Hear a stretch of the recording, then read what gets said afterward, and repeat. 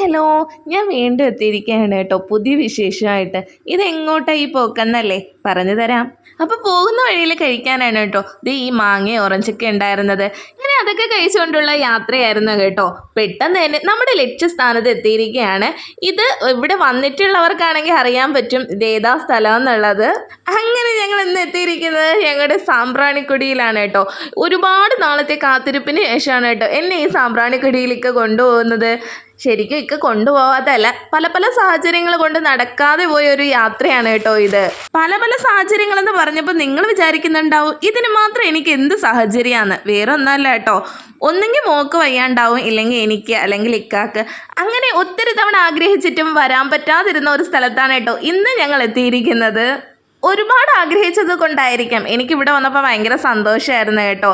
പാത്തു ഈ കാഴ്ചകളൊക്കെ കണ്ട് അന്ന് വിട്ട് നിൽക്കുകയാണ് കേട്ടോ. അവൾ ആദ്യമായിട്ടാണ് ഇങ്ങനെ ബോട്ടും ഇതൊക്കെ കാണുന്നത്.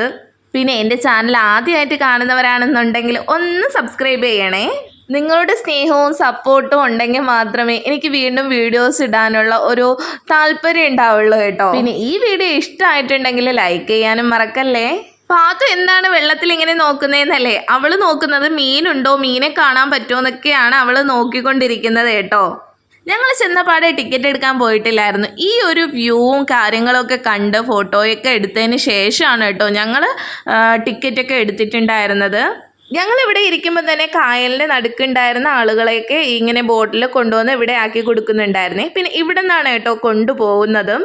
കായലിൻ്റെ ഭംഗിയും കാര്യങ്ങളൊക്കെ നോക്കിയിരിക്കാൻ നല്ല രസമാണ് കേട്ടോ. നമ്മുടെ ഈ ഒരു യാത്രയിൽ നമ്മുടെ ഉമ്മച്ചിയും കൂടി കൂട്ടിയിട്ടുണ്ടായിരുന്നേ.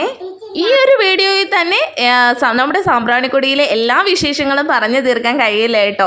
അതുകൊണ്ട് ഞാൻ കുറച്ച് ആണ് കേട്ടോ ഇടുന്നത്. പാർട്ട് 1 പാർട്ട് 2 അങ്ങനെ ആയിട്ട് ഇടാമെന്ന് ഞാൻ വിചാരിക്കുന്നു. അപ്പം ഞങ്ങൾ അവിടെ നിന്നപ്പോൾ തന്നെ ദേ ഒരു നല്ലൊരു ബോട്ട് പോകുന്നുണ്ടായിരുന്നു കേട്ടോ. അതിൽ നിറച്ച ആളുകളുണ്ടായിരുന്നേ. അപ്പോൾ ഈ ഒരു ഹൗസ് ബോട്ട് പോകുന്ന കണ്ടപ്പോൾ എനിക്ക് ഭയങ്കര സന്തോഷം തോന്നി കേട്ടോ. ഏതാണ്ട് ആലപ്പുഴയിലൊക്കെ ചെന്ന ഒരു ഫീൽ എനിക്ക് തോന്നിപ്പോയി. അങ്ങനെ അവിടെ തന്നെ നിന്നാലോ, ബാക്കി കാഴ്ചകളൊക്കെ കാണണ്ടേ. അങ്ങനെ നേരെ പോയി ടിക്കറ്റ് കൗണ്ടറിൽ നിന്ന് ടിക്കറ്റൊക്കെ എടുത്തു. ടിക്കറ്റ് ചാർജ് വരുന്ന ഒരാൾക്ക് 150 രൂപ വെച്ചിട്ടാണ്. കുട്ടിക്കാണെങ്കിൽ 5 വയസ്സിന് താഴെയാണെന്നുണ്ടെങ്കിൽ ടിക്കറ്റിൻ്റെ ആവശ്യമില്ല കേട്ടോ. അങ്ങനെ പാത്തു ഫ്രീ ആയിട്ടാണ് കേട്ടോ ഞങ്ങളുടെ ഒപ്പം വന്നിട്ടുണ്ടായിരുന്നത്. അങ്ങനെ ഞങ്ങൾ ഇതേ ടിക്കറ്റൊക്കെ എടുത്ത് മുന്നോട്ട് പോയപ്പോൾ ഞങ്ങളുടെ ബോട്ട് റെഡിയായി നിൽപ്പുണ്ടായിരുന്നു കേട്ടോ. അപ്പോൾ ഇതാണ് ഞങ്ങളുടെ ബോട്ട്. ഇങ്ങനത്തെ ബോട്ടിൽ ഞാൻ ഫസ്റ്റ് ടൈമാണ് കേട്ടോ കയറുന്നത്. അങ്ങനെ ഞാൻ ഫസ്റ്റ് കയറി മുന്നോട്ട് നടന്നു. എൻ്റെ സീറ്റ് ഞാൻ ഉറപ്പിച്ചു കേട്ടോ. പിന്നാലെ ഇക്കായും പാത്തും ഉമ്മച്ചിയൊക്കെ വരുന്നുണ്ടേ. അങ്ങനെ ഞങ്ങൾ മാത്രമല്ല കേട്ടോ, വേറെയും പാസഞ്ചേഴ്സ് ഉണ്ടായിരുന്നു കേട്ടോ. ഈ ഒരു ബോട്ട് ഫുള്ളായിട്ടാണ് കേട്ടോ അങ്ങോട്ട് പോയത്. അങ്ങനെ ഈ ബോട്ട് നേരെ പോകുന്നത് നമ്മുടെ കായലിൻ്റെ നടുക്ക് നിർത്താനാണ് കേട്ടോ.